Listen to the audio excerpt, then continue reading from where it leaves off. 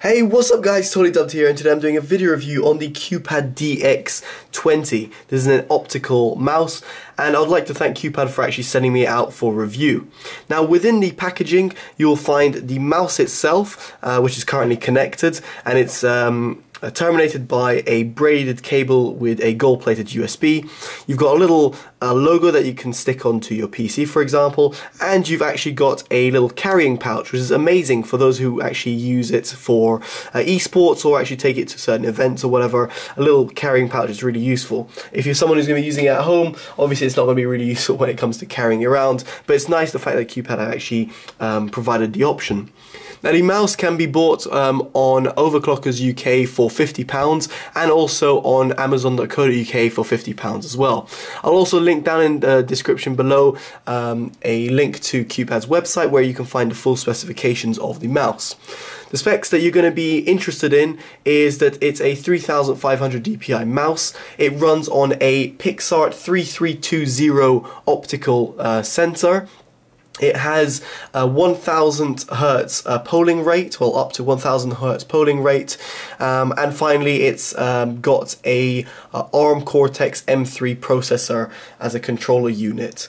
It also does have RGB lighting, as you can see over here. You've got it on the mouse wheel, you've got it on the QPAD logo, and you've got it underneath the edges around, which make it a nice cool glow when it's sitting on the desk. All of this can be customized through the software, which you can download online, and I will talk about that in just a bit.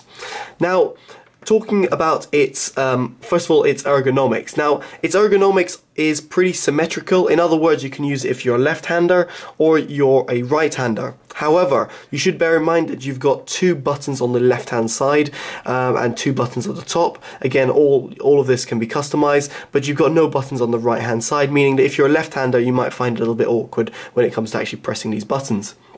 But the fact that it's symmetrical is really nice, meaning you can use it with either hand. Now, in terms of the actual ergonomics, I found it a little bit to be a little small mouse for a medium-sized hand. My hands are around 17 to 19 centimeters from the top of my middle finger to the bottom of my palm. It's around that size, medium-sized hand for a guy. At least I think so.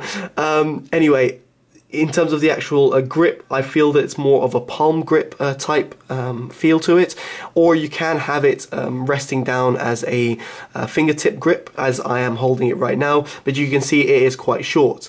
That said, it all depends on personal subjectivity over here and all taste. I think it's a little bit small, but given that, my actual daily mouse is a Logitech G303, which you can see is an even smaller mouse, and it's actually even smaller, as you can see. But that is something I prefer, and when it comes to like opping in CSGO or just having quick flick shots, that mouse is the best for me. So it's all subjective, so I can't really say the ergonomics are good or bad, but just bear in mind that it might suit a smaller hand versus a larger sized hand. Now, as I said, there's buttons on the side. They can be fully customized through the software. Now, the buttons are good, they're nice to click, and I'm just going to go really silent now so that you guys can hear the clicking.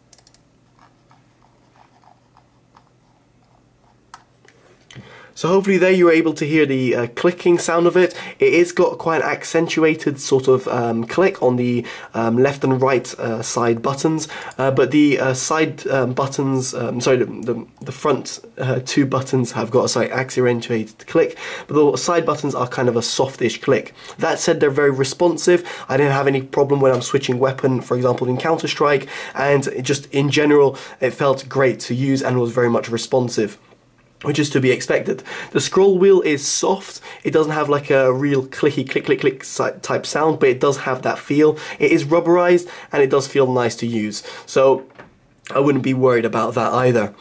Now, in terms of its performance, which is arguably obviously the most important part of the mouse review, simply because people will be buying it for its performance rather than the actual looks and ergonomics. Now, its performance was very good. With its Pixart 3320 sensor, I didn't notice any sort of acceleration or deceleration issues. I had no problems moving around. Its accuracy was extremely well done. I didn't have any problems with like input lag. I mean, I know it's to do with the monitor, but I didn't have any problems with that.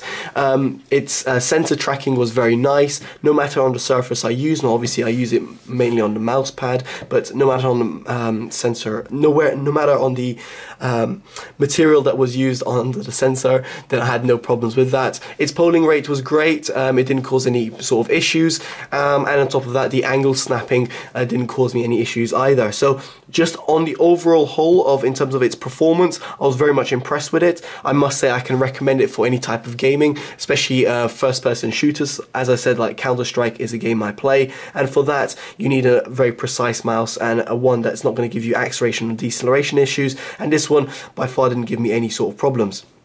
In comparison to something like the Logitech G303, which is arguably one of the best sensors that's housed inside a mouse, I found it to be on par with the Logitech G303.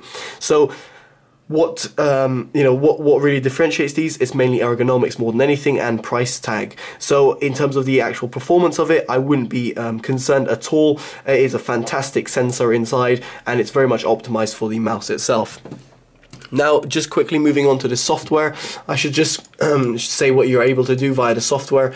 I've got a screenshot. Now, I'm not going to really show you it, just because you can check on my website in a link in the description below for a full written review of the mouse, and you'll be able to see the screenshot there. Through the software, you can change pretty much everything from the different colors for your DPI settings, a full RGB color customization for the different lighting zones of the mouse. You can also set macros, you can change the scroll speed, the cursor speed, you can even enable or disable acceleration, and as I said, you can customize every single button over here. It's got a total of 1, 2, 3, 4, 5, 6, 7 buttons that you can customize. Obviously the top 3 are the standard ones, which I normally don't touch, so it gives me 4 buttons I can customize, which is great in my opinion. And as I said, through the software you can also change the DPI, which goes in very small increments, which is fantastic, and you can customize it to whatever you wish. And as I said, up to 3,500 is your maximum DPI that you can customize. So on the whole, the software is very much complete, works very flawlessly, and it runs really well in the background. So what do I think on the whole of this QPAD DX-20? Well, this mouse is very good. It is very much dedicated to esports, and even on the packaging of the mouse, if you just open it up, you will see esport for life. Now, I very much do agree with that statement there. It is a mouse that's accurate. It is very much one that's designed for left and right-handers. It looks good. It's got the RGB coloring, and it's got no sort of fingerprint marks that you're going to be left unless you're a bit sweaty, as you can see over here. On its matte finish mouse, means that you're not going to be uncomfortable using it for a long period of time. The biggest thing over here is its performance, and its performance is fantastic given its sensor of the Pixart 3320.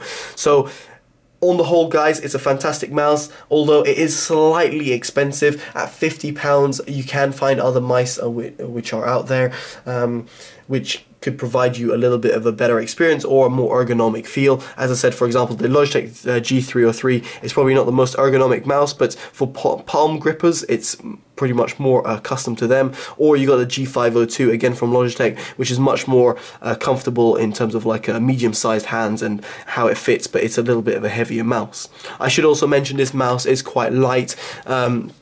I didn't have any problems flicking it left and right, and it's just got the right weight. Unfortunately, there's no weight adjustments that you can use, but to be honest, at its price tag, I wouldn't really expect that many that much adjustments to be done. But that's its only negative thing, is its price. I think if it was £30–35, it would be an absolute steal. £40 is quite good. £50 is a little bit more expensive, but that is completely up to you. It's your discretion to think what you give about how much you think about the price tag.